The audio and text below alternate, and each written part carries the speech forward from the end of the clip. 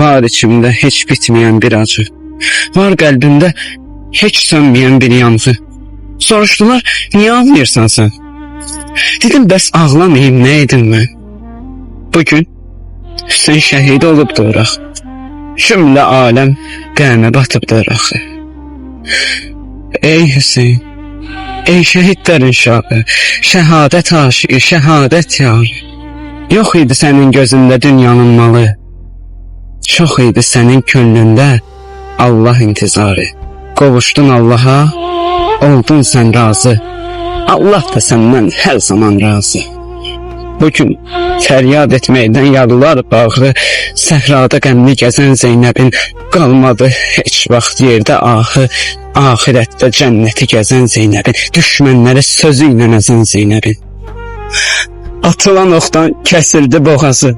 6 aydır susuz ölən Əsxərin, onun körpə boğazında yarası. Göz yaşını tökdü hər bir mələyin. Hüseyn tökdü göyə qanın Əsxərin, qayıtmadı yerə qanı Əsxərin.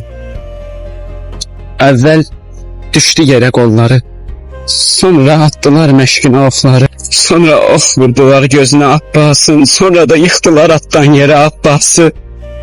Bunu gördü onun Hüseyn qardaşı. Axdı Hüseynin gözündən qan yaşı.